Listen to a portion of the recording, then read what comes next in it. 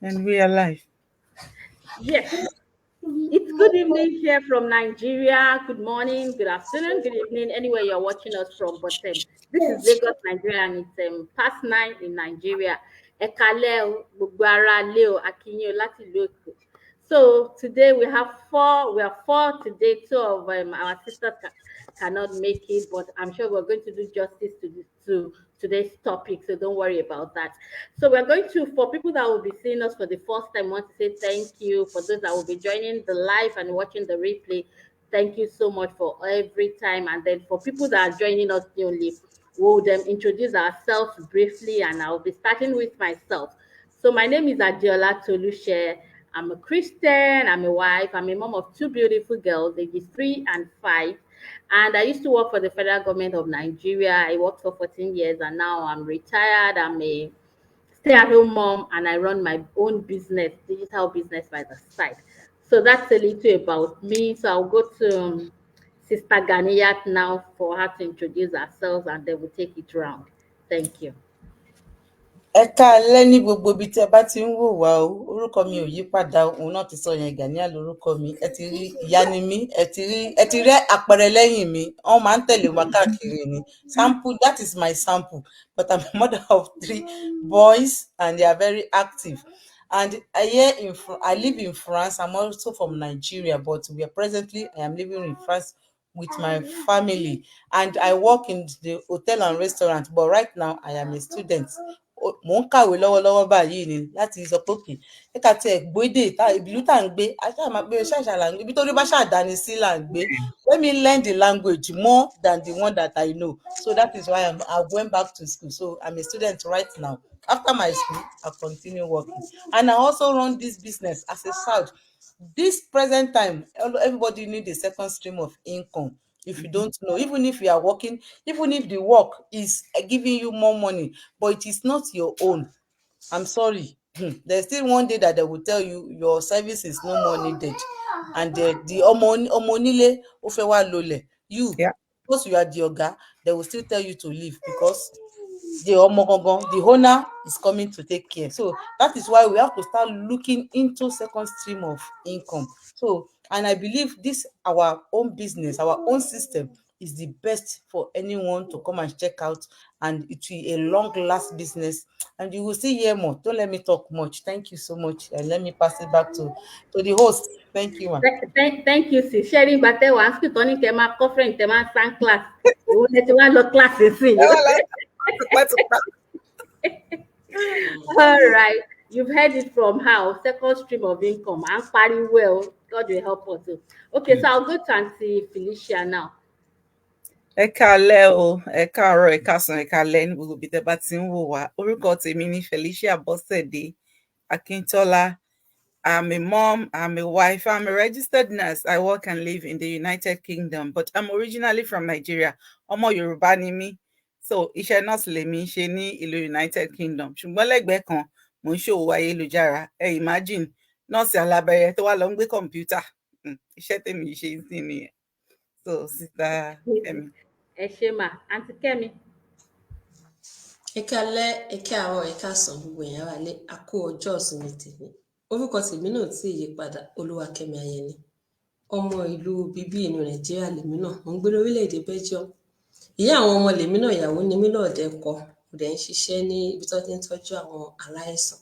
Mo sì ti jẹ́ oníṣòwò lórí ayélujára lẹ́gbẹ̀ẹ́ kan tí ó yẹ fi kalẹ̀ sí ẹ máa bá wa kà lọ. Ẹ ṣé olóòtú.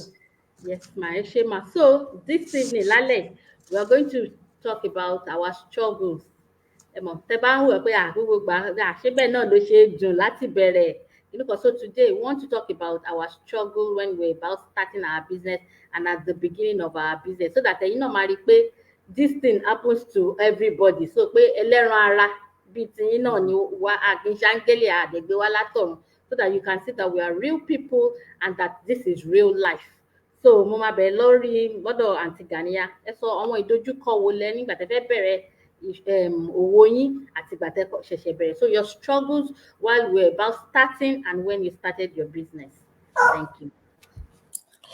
Tí n bá fi nǹkan ẹyọkan pé méjì, the only struggles tí àwọn èèyàn máa ń ní tèmi náà ní ni owó àti bẹ̀rẹ̀ owó àti bẹ̀rẹ̀ òwò, because tẹ bá kọ́kọ́ mọ̀ pé fẹ́ bẹ̀rẹ̀ òwò ẹ mọ̀ pé nídìí owó.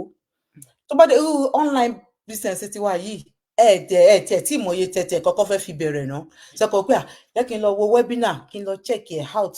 So when we get there now say that this is a real business that you need to put fowó sí láti bẹ̀rẹ̀, kò kí n ṣe pé ní ìmọ̀ tó bá gbé ní òyìnbó yìí wá ti mọ àwọn oríṣiríṣi business tá máa ń ṣe tó máa ń jẹ́ pé tó bá kàn ti fi 10 euros sí a máa sọ pé kó máa yí nǹkan, oríṣiríṣi business yẹn ni eléyìí owó business tó máa fowó sí tó máa bẹ̀rẹ̀. So owó yẹn ni gangan ló jẹ́ challenge fún èmi, ìyẹn number 1. The other number 2 tó tún jẹ́ challenge fún mi ni ọkọ mi ó pé má lọ ṣe òwò tó jẹ́ pé ò mọ̀ kankan pẹ́ o, tán bá ti gbẹ́ ẹ má sunkún, má wàá sun ẹkún kankan wá bá mi o, torí mi ò tiẹ̀ ní rẹ̀ lẹ́kún, torí mò ń sọ fún ẹ o òwò ayélujára wọ́n máa ń gbáyàn ń bẹ̀ ni o, kò ń ṣe, it's not something that is real. And when you start they will start wọ́n máa sọ fún ẹ pé lọ mú wá lọ mú wá wọ́n ní òkè now à ń ṣiṣẹ́ bójú ojí mi lójoojúmọ́ bàbá dẹ̀ kí ni owó náà dẹ̀ kúkú ṣẹ́kù náà kí oṣù tó parí a ti fi san gbogbo gbèsè gbogbo bills láti san gbogbo ẹ̀. So at the long run mo Ọlọ́run fún mi ní ààyè láti lè borí ogun títí ọkọ mi ó ní òkè mo ti support ẹ wo lọ máa ṣe jẹ́ kí èmi máa ṣiṣẹ́ tèmi ṣe lọ torí ẹbí náà ló kúkú ṣe ń ṣe, Ọlọ́run á dẹ̀ fi èrè sí nǹkan tí gbogbo á dẹ̀ ń gbà náà nìyẹn. So the only 2 challenges tí mo ní nìyẹn.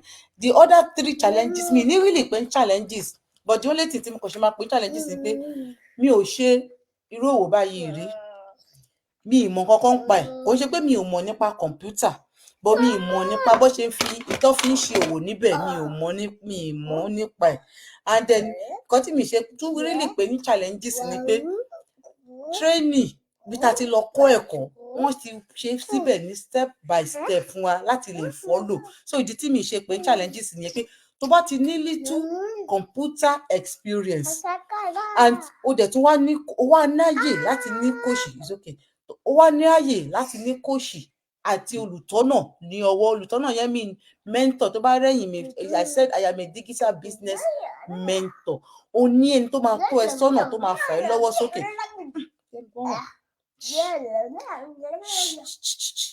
O wá lẹ́ni tó máa fà ẹ́ lọ́wọ́ sókè. Nǹkan tí mo sọ pé mi ní pé challenges nìyẹn because ó máa ń jẹ́ kan nínú àwọn nǹkan táwọn èèyàn máa ń sọ pé mi ò mọ nǹkan kan tó máa ń bà wọ́n lẹ́rù. Kò bẹ̀ mí lẹ́rù, nǹkan tó kàn bà mí lẹ́rù pé mi ì mọ̀ ń pa ẹ̀ rí.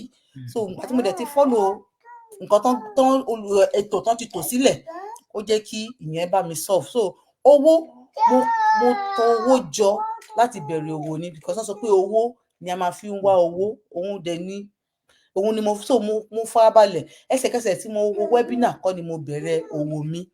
Mo kọ́kọ́ lọ wá owó ná pé yes owó ni mo fẹ́ fi lọ wá owó, mo dẹ̀ farabalẹ̀ màá tó mi dẹ̀ pè mo dẹ̀ bá kóòṣì mi sọ pé owó mi ti pé mo ti ready láti bọ́ sí ayélujára yìí. So another challenge tí mo tún lè rí pé mi kì í ṣe camera person because mi kì í post photo even video gan mi ní ṣe, but ó jẹ́ challenges fún mi láti bẹ̀rẹ̀ pé báwo ni mo ṣe máa bọ́ síta láti máa sọ̀rọ̀, ṣé mo lè ṣe ṣé mi lè ṣe. But thank God for thank God for that boldness and confidence that I give myself that if other people can do it then I can also do it. So I have to crawl out of my comfort zone, my shell, then to come outside. So I think that is the 4 things that I can say it's giving me challenges in starting my business. Thank you, ma'am. Yeah, thank you so much, Maeshema. I think most of our struggles for a lot of people, it would look almost the same, but it will still be different and personal to us. Like for me, but Timori business and I watched the webinar and I said, okay, I want you. Timoshe coaching called me. Of course, I'm like, okay. And of course, any business, you're my woo. But me, but Timo join group. Mo wá rí pé àwọn ọmọ Nàìjíríà pọ̀ ń bẹ o. But mo wò pé ṣé wọn tó wà Nàìjíríà tó ń ṣe láti Nàìjíríà ṣé wọ́n wà. Ìyẹn kọ́kọ́ ń wá ná pé ẹni mélòó ló ń ṣe láti Nàìjíríà. kò kọ́kọ́ yé mi mo wò pé kó má jẹ́ pé bóyá àwọn aráàlú òyìnbó nìkan ni business yìí wà fún, kó má jẹ́ pé á di pé who send you, you know, this business is meant for people in the diaspora. So that one was kiddy, but I made my inquiries, I did my research, you know. Me ká ní pé mo ti wò pé I just assumed, ká ní pé mo kàn assume bẹ́ẹ̀, I will have lost out. But I made my inquiry. Mo wá rí pé at the end of the day, what really matters is that you have a laptop, you have your phone, and you have internet access. And adẹ̀dúpẹ́ náà pé Nàìjíríà náà ò tí burú tó yẹn ká má ní gbogbo mẹ́tẹ̀ẹ̀ta. So I now discovered that my location has got nothing to do with the success of my business. It's the effort tí n bá put into it ló máa bring the success. So thank God that I did not say that pé àwọn tó ń ṣe ìlú òyìnbó nìkan ló wà kí n ti sá padà mí ní sí níbi tí mo wà ní èní. And then also for me, I used to be a very, very private person. In fact, ọjọ́ tí mo kọ́kọ́ gbé picture àwọn ọmọ mi jáde, èèyàn kan pè mí, are these your children? You know, pé you brought them out, what happened? You know, it was initially for me, it was a struggle, but mo kàn wá wò pé nítorí wọn náà kọ́ ni mo ṣe ń ṣe kiri, pé tí má sọ pé ìyá ni mo jẹ́ tán ọ̀rọ̀ ọmọ pẹ̀lú mi kàn ní máa wò pé àfọwọ́nà ìlélẹ̀ oníbàárà àgbà ni, you know. So I had to do it. Mo dẹ̀ wá rí pé it was not that deep. It was not that deep ju ìgbà tí mo ń rò pé kiri kan pé kò sí kankan bẹ́ẹ̀. At the end of the day, gbogbo nǹkan tá a máa ń pọ́nlé kò sí nǹkan kan tó ní téèyàn kan rò. So pé tí mo ń rò pé kiri, and then also náà bí àǹtí Gania ṣe sọ, basic things ni mo máa ń ṣe lórí kọ̀ǹpútà, but mo wá wò pé báwo la ṣe wá fẹ́ ṣe tó yẹ pé kọ̀ǹpútà la máa ṣe yìí and all. But mo wá rí i pé bó ṣe sọ yẹn video based training yẹn, ẹ mọ̀ ó ràn mí lọ tí bá ti wò ó ní tó bá sọ pé àṣẹ because video based training yẹn nǹkan tí mo like ẹ̀ fún ni pé wọ́n kọ́yàn bí ọmọ kékeré ni, press this, go to this, ó wà very explanatory, it's very explicit, and then you cannot accept, and then you can pause it and rewatch it and go over it again. So it made it very easy. So there are a lot of things that I know how much people will use to do it outside, but because of we have it in the training, I can do it effortlessly. I can always go back, you know. And then, you know, one thing I like about our training is that on my updates here. So kì í ṣe pé bóyá nǹkan tó bó ṣe ń ṣẹlẹ̀ àti day hot, wọ́n ti gbé sórí training wa. So kò sí bó ṣe máa wà ní community wa tó ní grow, tó ní develop. Human capacity ó máa build ẹ̀ kò tiẹ̀ sọ pé apart from the financial gains. So àwọn àǹfààní tá à ń rí nínú struggle wa yẹn, ìgbà tó yẹ pé ọkàn wa le pé àwa náà ó ṣà ní nǹkan tó ń lé wa.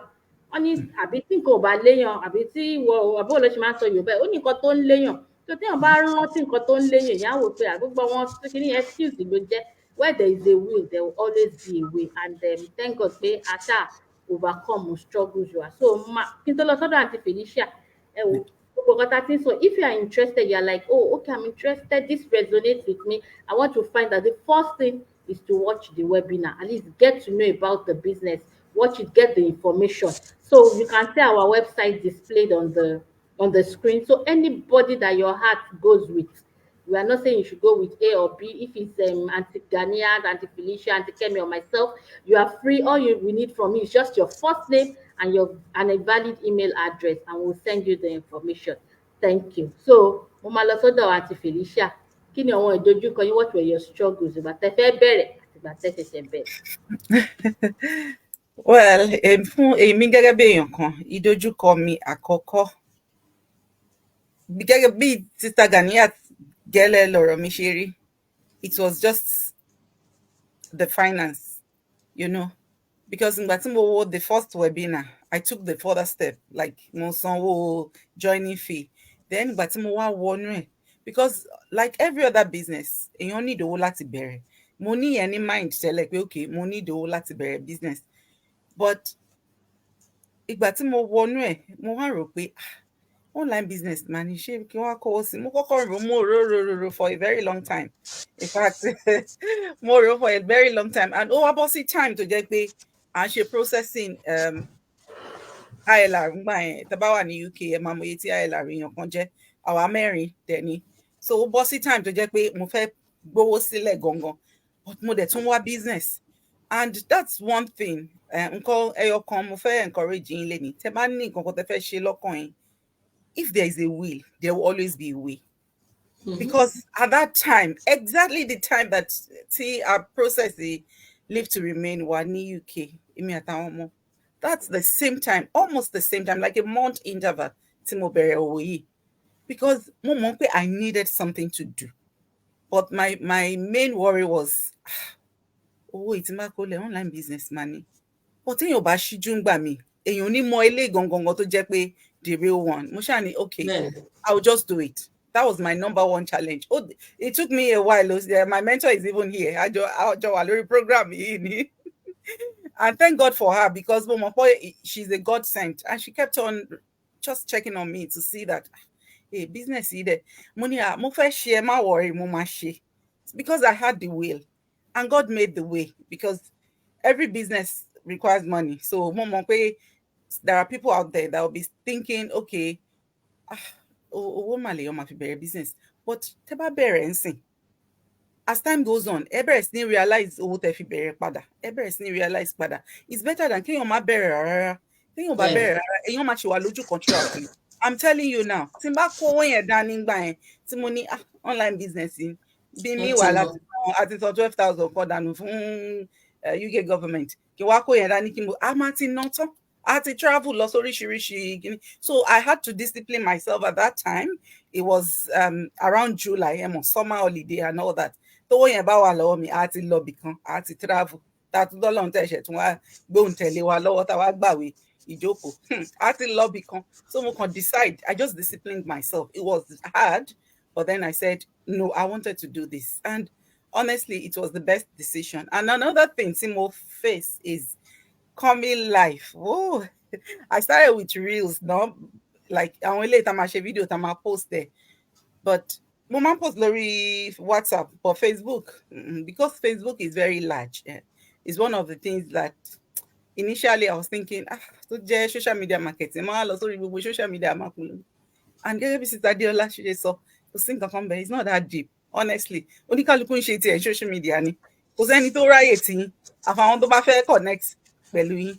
And that was what I discovered later, that they later, you know, I was live almost like I've done one live today. This is the second one. I did yesterday. I did on Tuesday. Yeah, I now found myself like coming out.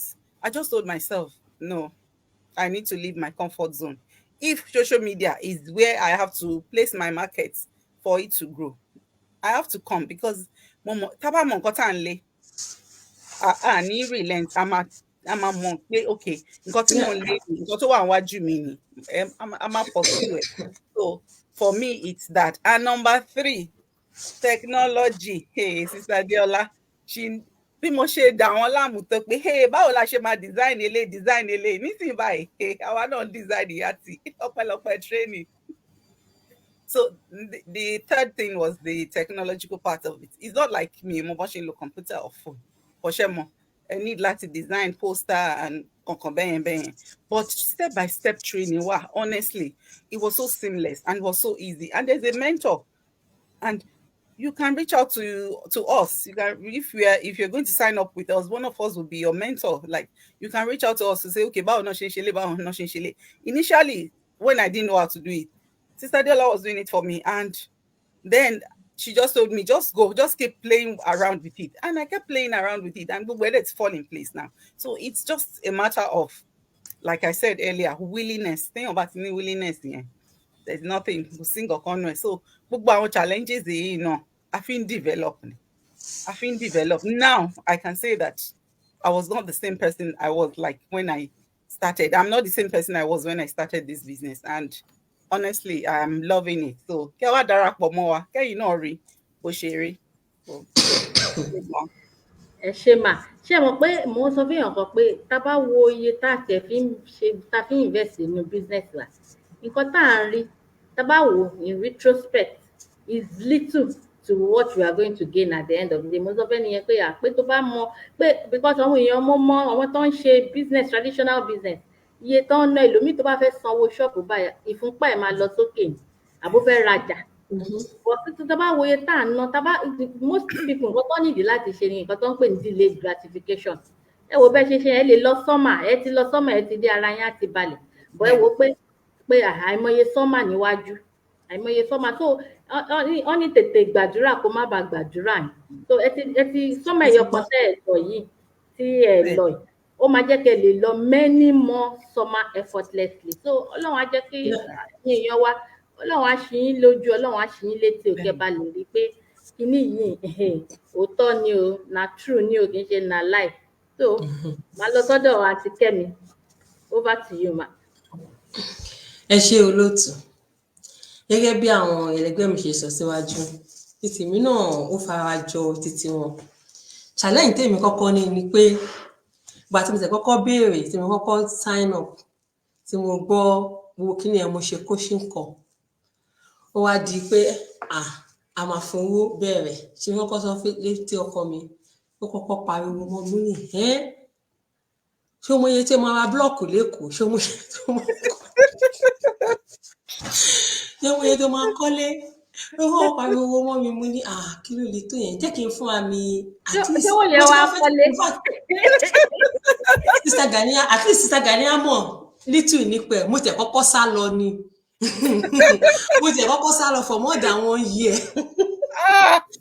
But àwọn àjọ wa ń ṣe nǹkan míì, àìmọye nǹkan tó wá fọ́nì jù ni pé àìmọye nǹkan míì tá ti ṣe papọ̀. Apart from kí n tó wá ṣe join business ta lose owó ta lose gan, tí wọ́n bá papọ̀ ó ti tó mi bẹ̀rẹ̀ business initially. Ayé ìgbà yẹn ni soso àbí kí ló ń jẹ́, a ṣe sulu àbí soso, a ṣe solar ní Naija, sun solar, a ṣe silingo, a ṣe sun solar, a ṣe sun power, metaphors, billions of naira làwọn sun solar yẹn gbé lọ ní Nàìjíríà ń gbà yẹn.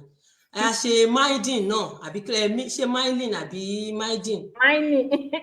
mining sorry ẹ ṣe a ṣe mining tó jẹ́ pé tá bá ti kówó sí báyìí ká ló ni ó lọ ni.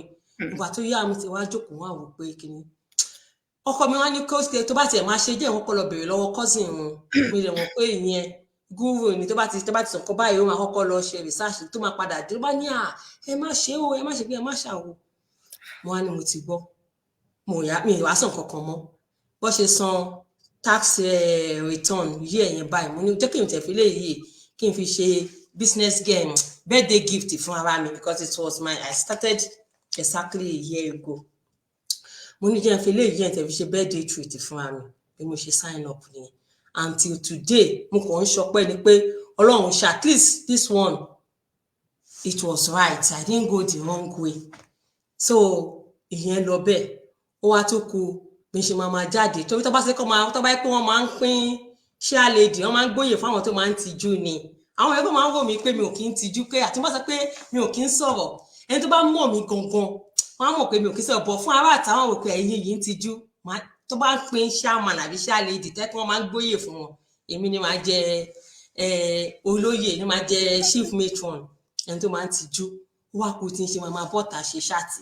Mo ti ń lo Facebook ọjọ́ ti pẹ́ bọ̀ ká ṣe gbébo wọn kò tí mo wá ń sọ fún àwọn èèyàn nìyẹn pé ṣé mọ̀ àwọn nǹkan míì wà téèyàn ò bá tí ì ṣe èèyàn kì í máa ń ronú because tá bá ní àwa internet wifi a máa bọ́ sórí social media, èèyàn máa ṣe gbébo wọn àbí kẹ́kíyàn àbí láti àárọ̀ dálẹ́ téèyàn ní generate anything. Èèyàn ní kúrò lójú kan. Mo rí àwọn tó jẹ́ pé ẹlòmíì wà tí even before me tẹ́lòmíì ti san 149 administrative cost yẹn tí ò tí join the same tó lè jẹ́ pé ojú kan ni ẹni yẹn sì wà. Ó dàbí báyà mi tó ṣe coaching call lálẹ́ mentor mi ní ẹni yẹn mẹ́ntì wọn ni tipẹ́ lead wọn ni tipẹ́tipẹ́ pé lára àwọn lead wọn ni ẹ wá wò ó lead nígbà yẹn kò ṣe anything ó lọ. Meanwhile mentor mi ti di coach as at now. Ẹ wá wo ká nígbà yẹn lẹ́ni yẹn ti ṣe tó ti ṣe kí ni ẹ̀ tó ti bẹ̀rẹ̀ ẹ̀wọ̀n bí tó máa ti dé. But mi tí bá sọ̀rọ̀ òun fún ara ẹ̀ lè máa rántí pé ẹni tó òun ti ṣe lead London ló padà ṣe coach fóun lẹ́ni nìyẹn. Àwọn ewu tó wà nínú kéèyàn máa delay because tẹ́ bá sọ pé téèyàn bá ní òun ò ní ṣe ojú kan téèyàn wà yẹn èèyàn ò ní kó wọn bẹ̀. Gẹ́gẹ́ bí Sister Felicia ti sọ tẹ́ ẹ̀ bá lo owó yẹn kẹ́ fi invest nígbà yẹn ẹ máa lọ fọ́lidé wọ́n ní orí ń fọ́ aládìyẹ kan ni ìgbà tó bá pa ẹyọ kan yẹn jẹ ojú àdá ẹ ti lọ lídé yẹn ẹ ti dé ojú á máa wò pàkópàkó èèyàn á máa regret pé akádẹ ni mo ti mọ̀ kí n ti fowó yẹn ṣe business mo sure pé kò ṣe bẹ́ẹ̀ ṣe wà ní that time lẹ́wà dì sí.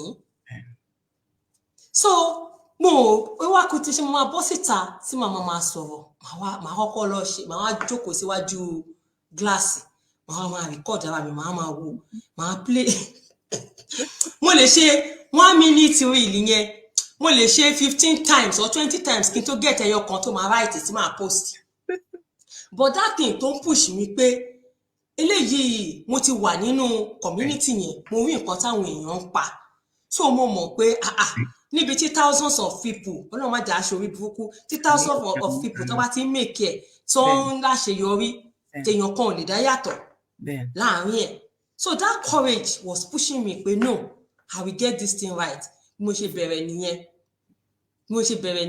mo lè ṣe 1 minute màá jókòó síwájú ẹ̀ títí kó tó di pé màá bọ́ta màá di pé màá kọ́ ṣe 1 minute màá post màá record ara mi màá post ẹ̀ màá tún yá mo increase ẹ̀ di 3 minutes ẹ̀ pé really ò gbà ju 1 minute plus lọ or 3 minutes so màá tún wá ṣe normal recording ó lè má ju 5 minutes lọ màá post ẹ̀ màá rí pé àwọn èèyàn comment àwọn pa ó dà bẹ̀rẹ̀ díẹ̀ bẹ́ẹ̀ kó tó di pé mo gain confidence mi láti lè máa bọ́ta máa sọ̀rọ̀ and this collaboration tá à ń ṣe yìí náà it really helps a lot because ìgbà míì gan èèyàn máa fẹ́ bọ́ta èèyàn máa wò pé kí n mo fẹ́ sọ̀rọ̀ lé lórí àti dájókòó ṣe show 1 hour àbí 30 minutes nígbà míì ó máa ń níyàn lára wá wò pé kí n mo fẹ́ sọ di time yẹn but fún eléyìí báyìí nísìn it goes a long way oníkálukú máa mú idea wá fún ọmọ kan táwọn tó kù bá sọ ẹ máa kọ́gbọ́n kan tí èmi náà bá sọ ẹlòmíì náà máa kọ́ lára ẹ̀ so ó tún jẹ́ kí n gain more confidence so those are the 2 challenges tí mo rí pé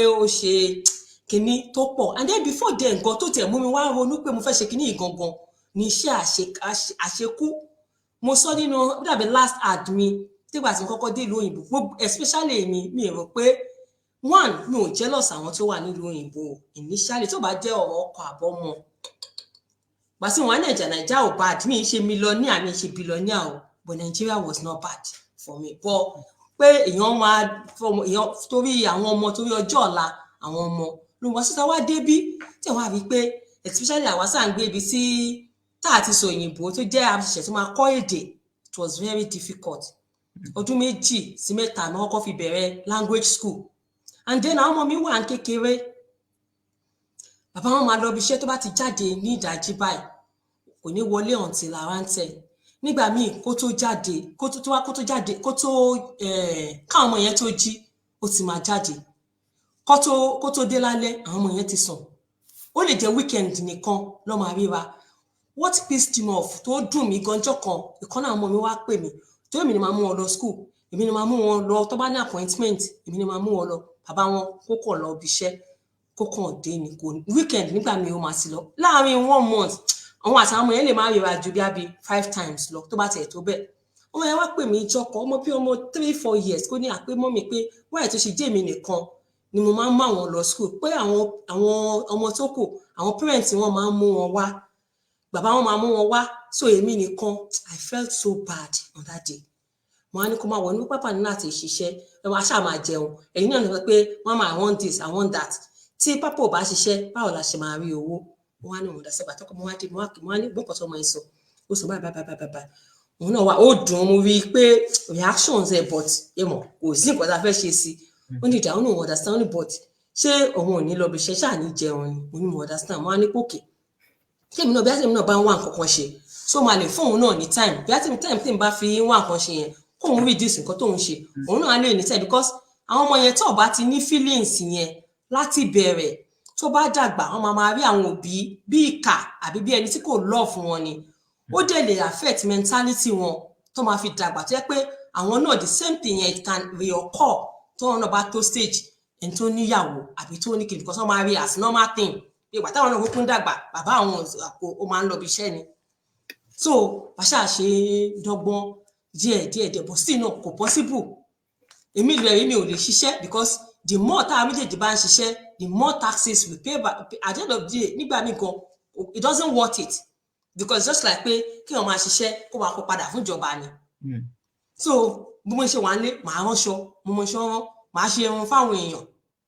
kò sí nǹkan náà pé ẹlòmíì náà fẹ́ ṣe oúnjẹ màá ṣe títí tí kó tó di pé èmi náà ṣe tí wá padà lọ school tí wọ́n á fi bẹ̀rẹ̀ iṣẹ́ night yẹn tí bá ṣe iṣẹ́ night nígbà míì tí máa ń bọ̀ tí mo bá ṣe dé báyìí ó lè jẹ́ wọ́n máa tún pè mí àwọn agent máa pè mí pé àwọn oníṣẹ́ bàbá torí mi ò wá ní fẹ́ refuse kó má di pé tó bá pè mí ní tíjọ́ tí mi bá ní ìdí wọn ò ní fẹ́ fún mi iṣẹ́ so màá tún fi ìrọ́jú gbà màá lọ ṣiṣẹ́ 10 hours tí bá ṣe ń wọlé báyìí mo lè yẹ kí màá kàn sáré sun because máa wọlé màá délé bíi 7:30 to 8 excuse me màá kàn sáré sùn díẹ̀ bíi 12 àbí 12:30 màá tún ti lọ because màá rí sùn àbí bíi 1 because màá rí sùn mí ní 2 then láti débẹ̀ bíi excuse me láti débẹ̀ bíi 1:45 títí di 10 lálẹ́ mo lè ṣe bẹ́ẹ̀ tó jẹ́ pé the next day yẹn o màá sì tún lọ night o ọjọ́ kan ọkọ mi wá pè mí pé ìwọ ọmọdé má máa fi ṣe pa má jẹ́ káwọn ará ẹ̀ wí pé òun ẹ wá lóyìnbó wá ti máa lò ẹ bí ẹ òun ọ̀rọ̀ ẹ níṣẹ́ o mo ní yes mo understand ọ̀rọ̀ mi níṣẹ́ but ṣé owó náà ṣó tiẹ̀ tó ni bá ṣe ń ṣe akọ̀ máa rí pé ẹ̀ ń ṣiṣẹ́ yẹn níbi tó wọ́n yẹn ń bọ́ sí èyí ò ní lè ṣàlàyé pé báyìí ni until one day tí mo rí àdé mo ṣáà mọ̀ pé okay I need to do get to a point I was very tired ṣe pé tí bá jókòó táyà tí bá ń ṣiṣẹ́ yẹn mi ò kí ń fi ilẹ̀ but anytime tí bá ní little time tí bá ní láti rest báyìí ìgbà ní gbogbo pains yẹn shoulder ẹsẹ̀ báyìí ẹ̀yìn ó máa bí ìgbà tẹ́ pé wọ́n ń gbá màmọ́ ló máa rí it got to that point I said yeah now èèyàn need láti sọ fún mi pé I have to put a stop to all this kó tó di pé mo wá come across hard yẹn mo wá join mo wá ní òkè gbàbí ṣe join báyìí gbogbo àwọn other jobs yẹn báyìí mo ya relief ara mi night job mi nìkan night job yẹn dẹ̀ rí kẹ̀kọ́ ń ṣojoojúmọ́ ìgbà míì 1 week mo free so táyà tí wọ́n free yẹn màá yà tètè gbájúmọ́ eléyìí and so far so good mo dúpẹ́ lọ́wọ́ Ọlọ́run pé I was able to take that decision because tó wáyé pé mi ò ṣe àwọn iṣẹ́ yẹn ọkùnrin ò ní lè ní courage láti kó owó yẹn sílẹ̀ fóbìnrin lójú wọn nígbà tí èèyàn fẹ́ kówó yẹn dànù ni wọ́n máa wò pé owó ojú eégún kó wá lọ kó sí ibì kan tí ò tiẹ̀ mọ̀ pé tí anything bá ṣẹlẹ̀ tó lè rẹ́ anybody dì mú but so far so good so mo dúpẹ́ pé mo ní courage yẹn Ọlọ́run fún mi ní oore ọ̀fẹ́ because I see it as grace not that pé èèyàn wọ̀ tẹ̀ bọ́ oore ọ̀fẹ́ láti ṣe because ọ̀pọ̀lọpọ̀ ẹlòmíì wà níta one opportunity láti ṣe but that doubting Thomas or àìnígbàgbọ́ because mo sọ ibi tí àwa almost 2,000 èèyàn bá ti sọ pé this thing is working tí wọn dẹ̀ sì rí anybody jáde wá pé ẹ má tẹ̀lé àwọn ará bí yìí ó lè ní wọ́n gbáyàn ni tí èèyàn dẹ̀ ṣe máa jókòó síbẹ̀ tí wọ́n ṣe máa jókòó sí di pé nàláì kí wọ́n èèyàn bẹ́ẹ̀ yẹn tó rí náà túrùn ẹni náà ti sọdá nígbà tí wọ́n dẹ̀ ń fi àkókò ẹ̀ ṣòfò ni mo dẹ̀ máa ń sọ anybody má fi ti ẹlòmíì judge pé ẹnìkan ń ṣe bísínẹ́sì yìí òun ò tí ì máa rí pé ó ti ń gba owó tó pọ̀ rẹpẹtẹ kí wọ́n má fi judge one thing about this business tí mo like ni pé èèyàn ẹ wọlé fún èèyàn kò ní kẹ́ni náà má grow kọjá ẹni yẹn it doesn't mean pé torí pé ẹ wà lábẹ́ èèyàn ẹ lè grow kọjá ẹni yẹn at least it ó ní level tẹ̀yìn àtẹni ẹ máa jọ dé tẹ máa depart tẹnu ká pé tẹ máa ṣe bye bye and nǹkan tí àwọn gangan máa gain nínú business yìí ó ju nǹkan tí ẹni tó bá wọlé through wọn gan máa gain lọ but people àwọn èèyàn understand the part yẹn wọ́n máa wò pé ẹ̀yin sọ pé káwọn máa bọ̀ kí ni nǹkan tẹ̀yìn tí rí ìbólẹ̀ sí ìdè but you see everything tó bá ń ṣẹlẹ̀ fún yàn ni some fine nínú group àwa tá wà ní group la máa mọ̀ some kò open sí ará àta but I don't know tí àwọn ẹ̀gbọ́n mo ṣáà àdúrà bẹ́ẹ̀ ṣe gbà lẹ́ẹ̀kan pé Ọlọ́run á ṣí wọn lójú ẹ̀mí Ọlọ́run á dẹ̀ ṣí wọn létí ẹ̀mí láti lè take right decision on time so that kò ní wà too late kó tó gbégbèsè so bí títí mi ṣe lọ nìyẹn àmọ́ so far so good Ọlọ́run ṣeun ẹ ṣé gan ni olóòtú ẹ má bínú pé mo sọ̀rọ̀ tó ń bọ̀. mo fẹ́ sọ sórí nǹkan tí sista Kẹ́mi sọ yìí Sherry èèyàn tí ó bá lè take bold decision láti ṣe business orí ọ̀fẹ́ ni honestly grace of God ni kò ń ṣe ordinarily because lójú lásán gan gbà mí ní fẹ́ ṣe nǹkan kan but Ọlọ́run máa fún yín lórí ọ̀fẹ́ láti ṣe in fact this business is actually for those tọ́lọ́run ti sọ wípé òun fẹ́ ṣàánú fún so this business is grace honestly for me to have plugged into this system mo mọ̀ pé orí ọ̀fẹ́ ńlá ni honestly èmi gan ordinarily I will not ordinarily àánú for la rí gbà. anybody. bẹ́ẹ̀ni Bẹ́ẹ̀ni, àánú la rí gbà. bẹ́ẹ̀ni. nǹkan tí mo dẹ̀ notice ni pé ṣe rí ìgbà most tá a bá fẹ́ wo gbogbo wa ẹ rí i pé ìgbà tó dàbí ẹni pé ewo yẹn débi hàn. As in when we looked at it, we got to our breaking point. You know, when we like, Yeah. God, you just have to show up. Lord, you just have to show up. And this business, we now saw this business. For a lot of people, even in our community, I think when our backs were against the wall, God showed up for us in this business. So I just want to encourage everybody. Children will not remember that you paid their school fees.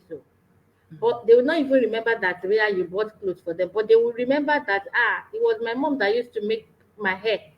It was my mom that took me to school. My mom was always there for my games. My dad was always there. And everyone, especially fún wọn tó wà ń lo òyìnbó, ewu ńlá ni. Tí a kí ni kókó wàhálà tá à ń ṣe. Tẹ́pà at the end of the day, àwọn ọmọ ọgbọ́n máa ní kí lẹ ṣe. You were not there for me. You were not there for me. So I want to use this opportunity. But let's put on our thinking caps. Is it worth it? Then I was telling somebody, why do tó máa ṣiṣẹ́ tó fẹ́ fiṣẹ́ parẹ́ where there is a better alternative, where there is a better opportunity that you can reduce the hours. Kí ló dé tẹ́ fi máa fàṣẹ ìgbà tó yẹ pé ẹ ní àǹfààní láti ṣe less and to gain more. Ọlọ́run á ṣí wa ní ojú ẹ̀ bọ́lọ́run ṣe ṣá wa lójú ẹ̀mí Ọlọ́run náà ṣe ẹ̀yin náà lójú ẹ̀mí ṣùgbọ́n a máa sọ fún yín náà ní Ọlọ́run á tètè kí ẹ gbọ́ ẹ ṣé gan-an ni omi mọ̀ bẹ́ẹ̀ anybody ní nǹkan tá a máa tẹkọ̀ fẹ́ sọ ní ṣókí àti kàfáyà àti Gàníyà ṣe ní nǹkan tẹ́ fẹ́ sọ ṣókí. Kò tiẹ̀ sí ṣókí mọ́. Gbogbo nǹkan tá a ti sọ náà ni ọ̀rọ̀ oníkálukú so that ọkàn wọn máa pé àwa síta àwa ń portray good everybody náà ló face one or two challenges before starting the business. Bá ṣe ń gbọ́ nà láì and nà láì company tí ó ń san that high commission especially those people that have even paid those 149 the administrative fees and they are still thinking it's not real. This company, we are paying our taxes in every country of our residence that we are in. So if a company that they are saying a lie, and the government of that company, of that country is collecting tax for them. Yes, from them. So how are we not saying a lie? Because I have every year, I will pay it. Whether I like it or not. But do not be scared. You are not paying tax immediately until you start earning commission from this company. If you are not earning any commission, you are not going to pay any taxes. So don't be scared that so I will join and I will start paying even if I don't make money. You won't pay when you have not made money. So, but just know that it's a taxable business. It's not business that you will do at the back office. No, you do it. Government. That's why they said if you don't have right document status.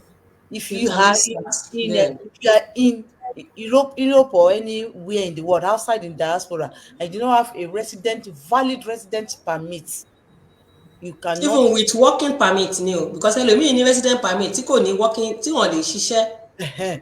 So you have to have a right to work. You cannot do this business. It's a real business, and then why we are calling it real, just because that you are saying there's no selling involved. Yes, there's no selling involved, and it doesn't mean that there's not something that is paying us our commission. You are not going to be the one to sell anything. Yes, the system does that for us. The system does all things for us. They are the one doing all the sellings. Our own is to get our own commission and do advert. And that is why almost all of us is through advertisement that we saw this business. Yeah. Your own is just to portray that there is a business opportunity out there for you to start a business, and you are not going to sell. You have everything. The system is a very good system that if you plug, all you need is just don't reinvent the wheel. Just come and plug into it. Then don't think, will I be the one now thinking of the product I'm going to sell? You are not selling any product because it is not your own business. So I think let me just stop there. We still have.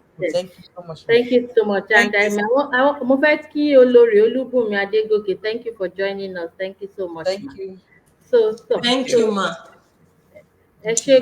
So we thank people that are watching live and those that will still catch the replay. So watch and learn and take action. And I pray that God will help us. So Amen. go. So we are saying bye for now and have an amazing week. God bless you. God bless Udaro. you. Thank you, Bye. everyone. Thanks for Ó joining dàárọ̀. us.